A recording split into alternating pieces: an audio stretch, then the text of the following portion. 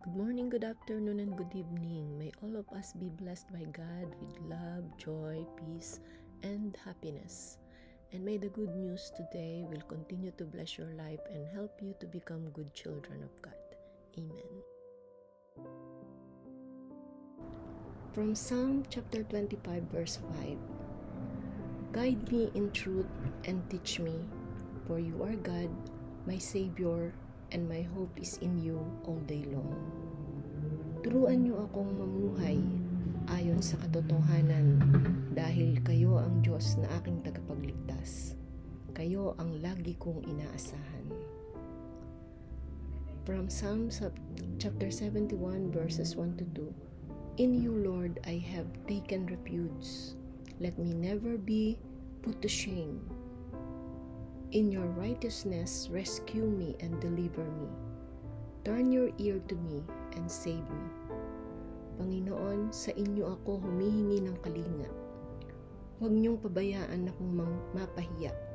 Tulungan niyo ako at iligtas sapagkat ikaw ay matuwid. Dinggin niyo ako at iligtas.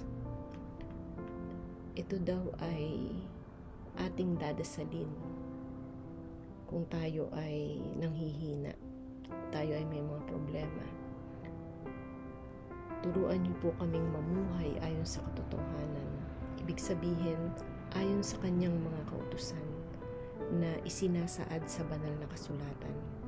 Sinasabi, kung maalala niyo sa Matthew chapter 4 verse 4, man shall not live in bread alone, but on every word that comes from the mouth of God. Hindi lang sa pagkain daw nabubuhay ang tao, kundi sa bawat salita ng Diyos. Kaya dasalin palagi natin itong Psalm 25 verse 5. Humingi tayo ng gabay na turuan tayong manaliksik palagi sa katotohanan. Saan natin makikita ang katotohanan? Sa banal na kasulatan para tayo ay maligtas. Dahil ang Diyos ang pag-asa natin. Saan natin makikita? Sa banal na kasulatan.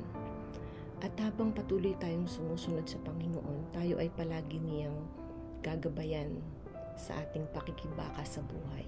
Ilalayo tayo sa masama, hindi niya tayo pababayaang mabigo sapagkat tayo ay tagasunod niya.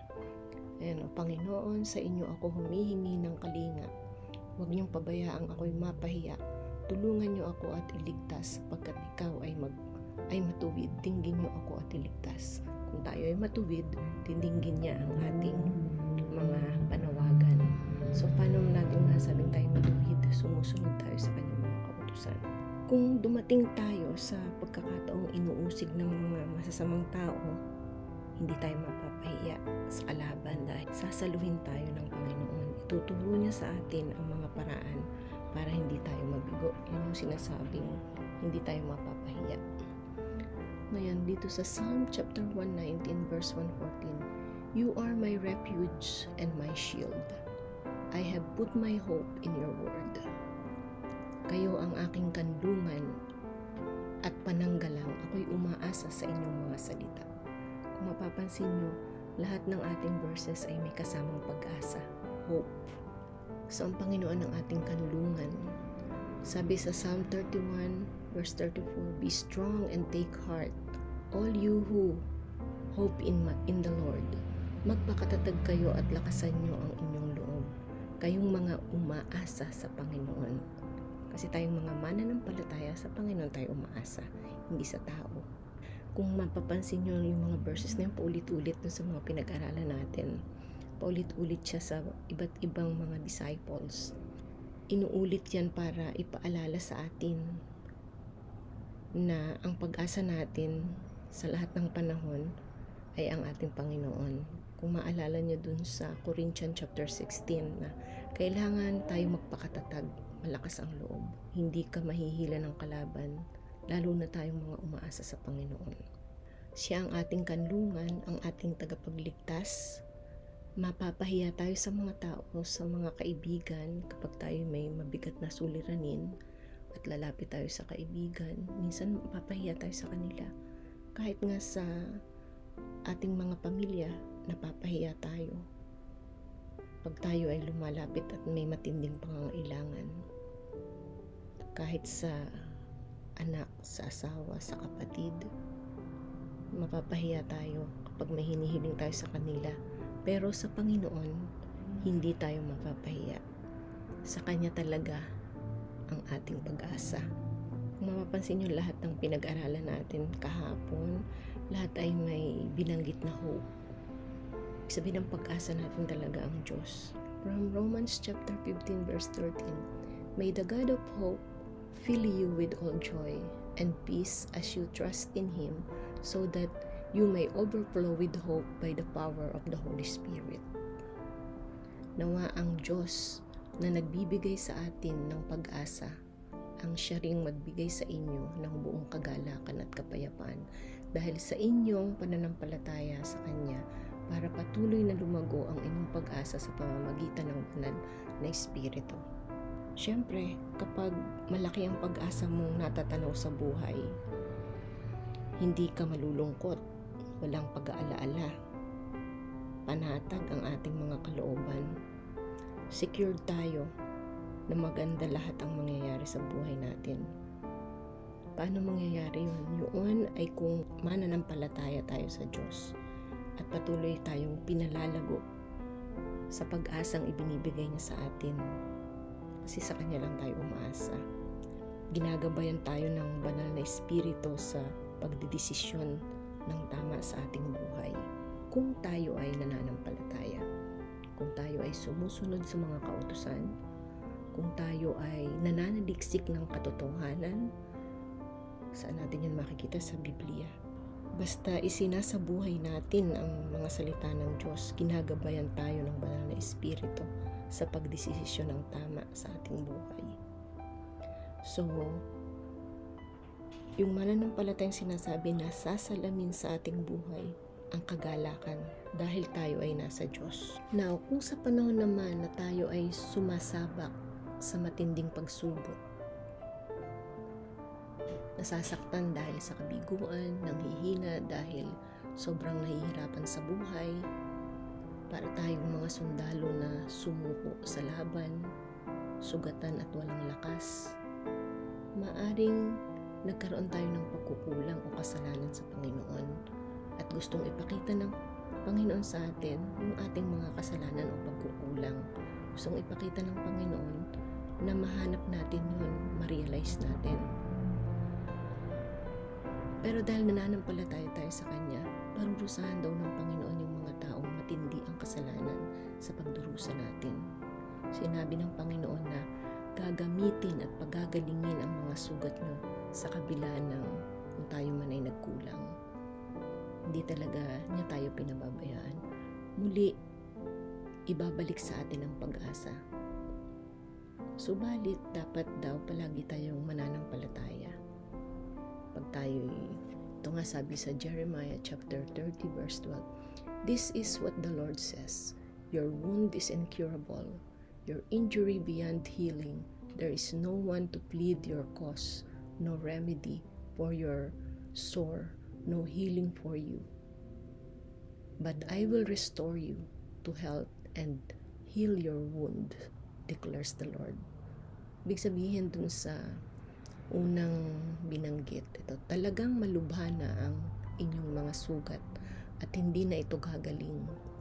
Wala nang makakatulong o makagagamot sa inyo. Wala na ring gamot para sa inyo. Nakalimutan na kayo ng mga kakampi niyong bansa. Hindi na nila kayo pinapansin. Ngunit gagamutin at pagagalingin ko ang mga sugat niyo, kahit na sinasabi ng iba na kayong mga taga-Jerusalem ay itinakwil at pinabayaan ako. At pinabayaan ako ang Panginoon ang nagsasabi nito. So yan yung naganap noong panahon ng gera ng Israel at ng kalaban ng Israel. Ngayon, kung ano daw ang ginawa ng Panginoon dun sa mga taong yun, ganun din ang gagawin sa atin.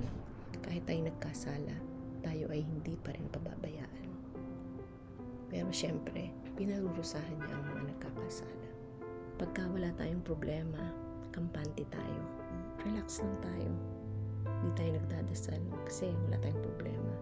Malimit lumalapit lang tayo pag may problema.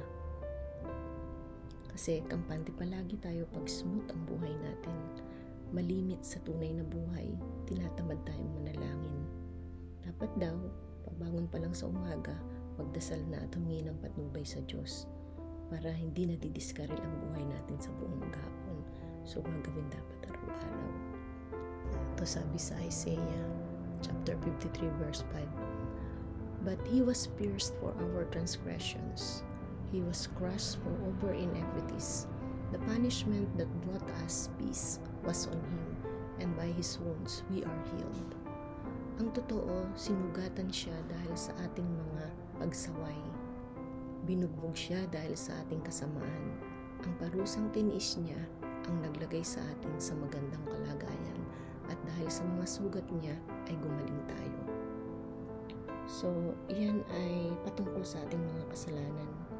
Diba ang daming kasalanan ng tao, kaya tayo nalulugmok sa maraming problema. Ang nagbibigay sa atin ng problema yung mga kasalanan natin, yung mga hindi natin pagsunod.